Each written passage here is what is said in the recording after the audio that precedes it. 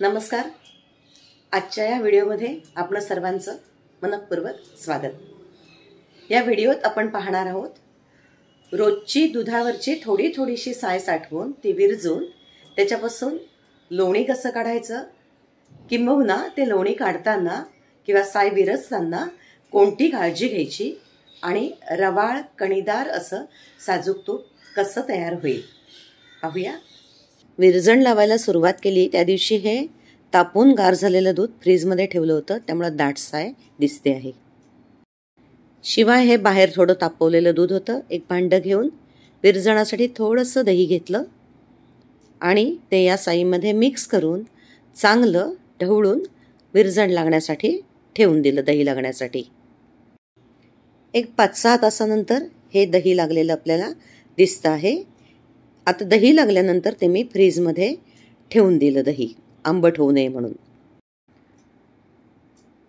मग पुन्हा दुसऱ्या दिवशीची साय या विरजणात ॲड केली आणि चांगलं ढवळून पुन्हा थोडा वेळ दही लागण्यासाठी ठेवून दिलं आणि मग दही लागल्यानंतर हे पुन्हा आधीप्रमाणेच फ्रीजमध्ये ठेवून दिलं. सेम प्रोसेस तिसऱ्या दिवशी केली. पुन्हा त्याच्यावर साय आहे ती ॲड केली आणि मग पुन्हा ढवळून दही लागल्यानंतर ते फ्रीजमध्ये ठेवलं. असं सेम त्याच्यानंतरच्या पुढच्या दिवशी केलं. असं जवळजवळ एक 4-5 दिवस केल्यानंतर हे भांडं अर्ध्यापर्यंत भरलं. आता इथून पुढे काय काळजी घ्यायची आहे, तर याच्यानंतर आपण जी साय टाकू यानंतर विरजणासाठी आपण हे भांडं बाहेर ठेवायचं नाही. एक फ्रीजमधून काढलेलं असल्यामुळं घट्ट आहे खालचं दही, तर एक जेमतेम 10-15 मिनिटं बाहेर ठेवायचं. खालचं दही सैल झालं की साय चांगली ढवळायची आणि भांडं फ्रीजमध्ये टाकायचं. आता जितक्या वेळा आपण असं करू तितक्या वेळा ढवळायचं, आत ठेवायचं, ढवळायचं, आत ठेवायचं. यामुळं आपलं विरजण आंबट होत नाही. ही 8 दिवसांची साय आहे. फ्रीजमधून आधी बाहेर काढून ठेवली. थोडा वेळ खूप मोठं पातेलं घ्यायचं यासाठी.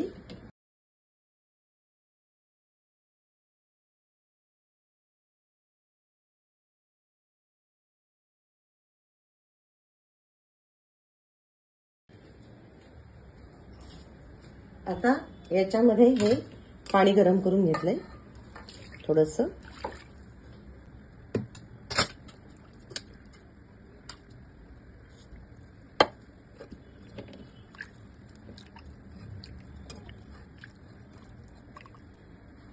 यात आता पाणी गरम आहे. गरम पाणी आपण घालणार नाही, गार पाणी घालून हे नॉर्मल टेम्परेचरला आणूया. आता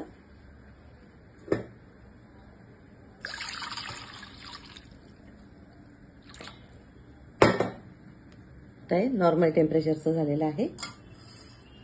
आपण ह्या पारंपरिक पद्धतीनं रवीनं घुसळूनही लोणी काढू शकतो, पण याला वेळ लागतो आणि म्हणून मी याच्या सहाय्यानं करणार आहे. पहिल्यांदा ही सगळी साय मोडून घ्यायची.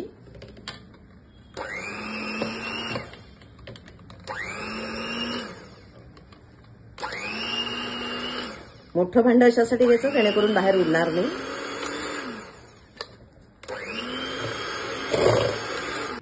आणि आता पाणी घालूया.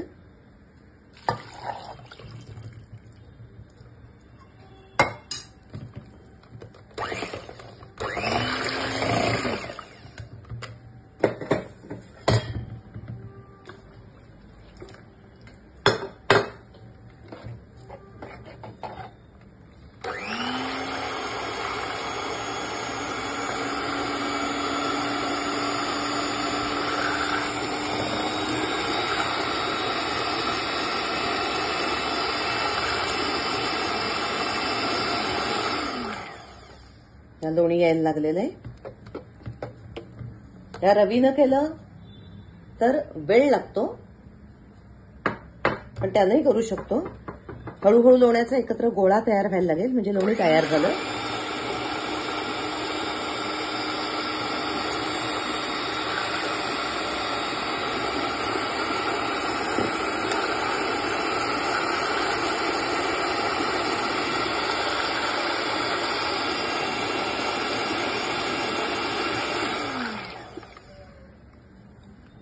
हे बघा, हे लोणी तयार झालं. त्या ग्राइंडरच्या सहाय्यानं केलं तर पटकन होतं, अगदी अक्षरशः 5 मिनिटांमध्ये होतं. अजूनही आपण थोडा वेळ करून बघू शकतो, अजून लोणी येतं का.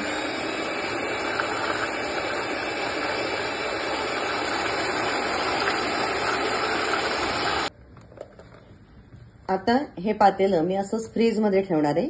फ्रीजमध्ये ठेवलं की लोणी कडक होईल आणि हे ताक आहे ते ओतून काढून घेता येईल.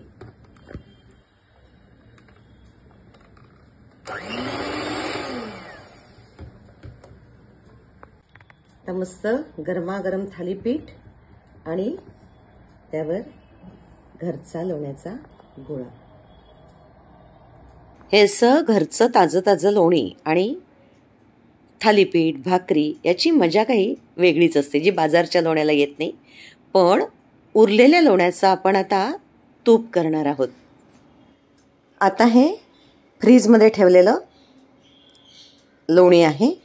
हे लोणी असं इथे आपल्याला दिसतंय घट्ट झालेलं आहे. हे लोणी आपण पातेल्यात तसंच ठेवणार आहोत आणि त्याच्या खालचं ताक आहे, हे ताक आपण ओतून घेणार आहोत.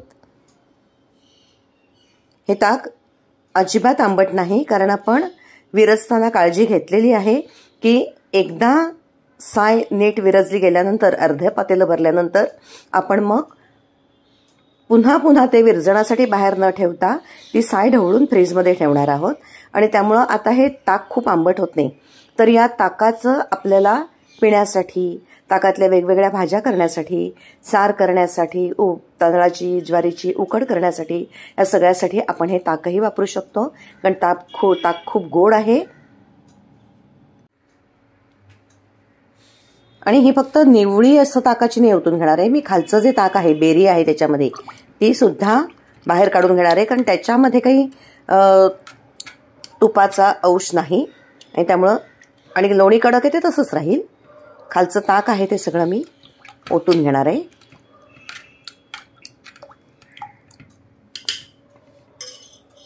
ओतून घेऊया.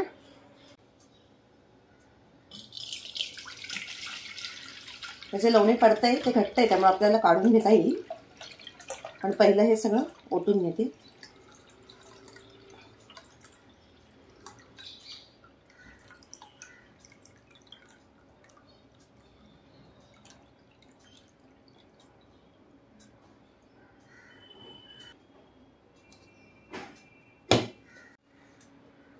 ते ताकात पडलेलं जे लोणी आहे ते घट्ट आहे, त्यामुळे ते काढून घेते.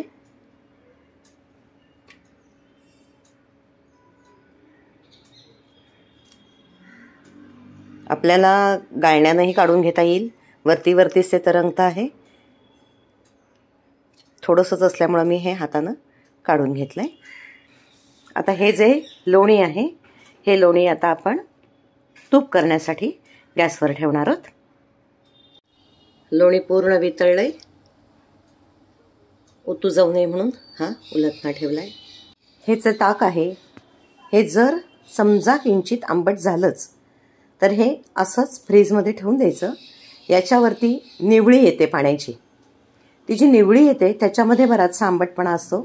ती निवळी जर ओतून टाकली तर हे जे ताक आहे, हे ताक चांगलं गोड लागतं आणि वापरता येतं.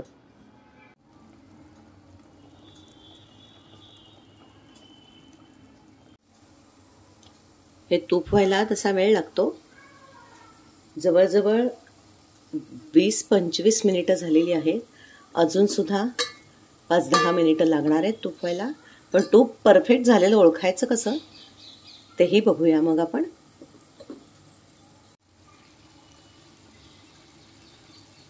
आता पूर्ण तुपाची बेरी किंवा त्याला खरवड असं म्हणतात, ती खाली बसलेली आहे. थोडं इथे आपल्याला लालसरपणा यायला लागलेला दिसतोय. पण अजूनसुद्धा हे तूप झालेलं नाही. हे जे मोठे मोठे बुडबुडे दिसत आहेत, हे बुडबुडे हळूहळू बारीक व्हायला लागतील आणि ह्या तुपातून एक बारीक आवाज येतोय. हा आवाजही यायचा बंद होईल.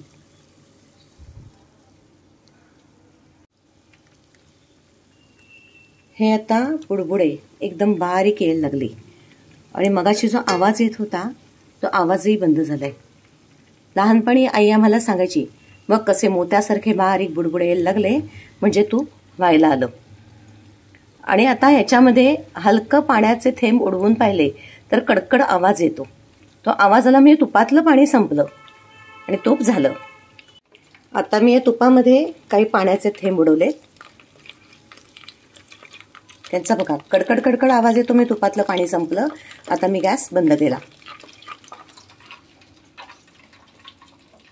आणि हे तूप गरम गरम असतानाच ओतायचं, जेणेकरून ज्या बेरीमध्ये अडकलेलं, त्या खरवडीमध्ये अडकलेलं जे तूप आहे ते सगळं त्या गरमपणामुळे निघतं. आणि गरम तूप ज्यावेळी ओतून घेतो त्यावेळी त्याला चांगली कणी पडते.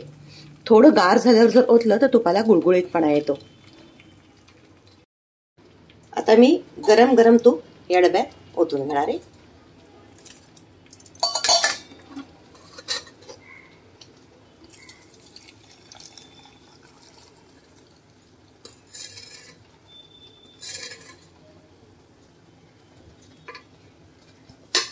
गरम ओतल्यामुळं सगळं तूप याच्यात येतं. तुपाला चांगली कणी पडते. हे पातेलं पुन्हा असं थोडं तिरकं ठेवून दिलं. जे काही साठलेलं तूप आहे हे तूप खाली येईल आणि मग ओतून घेता येईल. ताजं साजूक तूप तयार आहे. ताई गार झाल्यानंतर याला कशी छान कणी पडते ते सुद्धा आपण पाहूया. ही तुपाला छान कणी पडलेली आहे. आता हे तूप ओतून घेतल्यानंतर पातेल्याला तळात लागलेली जी खरवड असते ही घासणं किंवा नुसती काढणं कठीण असतं. तर ती काढण्याची सुद्धा एक पद्धत असते. याच्यामध्ये पाणी घातलं आणि उकळत ठेवलं. उकळत ठेवल्यामुळं तळात घट्ट बसलेली जी बेरी आहे, खरवड आहे, ती सहजपणे आपल्याला उलथण्यानं काढून घेता येते. हे बघा इथे चांगलं पाणी उकळते आणि त्यामुळं आता उलथण्यानं बघा जी मगाशी निघत नव्हती ती बेरी चटकन निघायला लागलेली आहे. आणि शिवाय या पाण्यात सुद्धा तुपाचा अंश असतो. हे पाणी जर आपण ओतून घेतलं तर ते पाणी सुद्धा आपल्याला कणिक भिजवण्यासाठी वापरता येतं.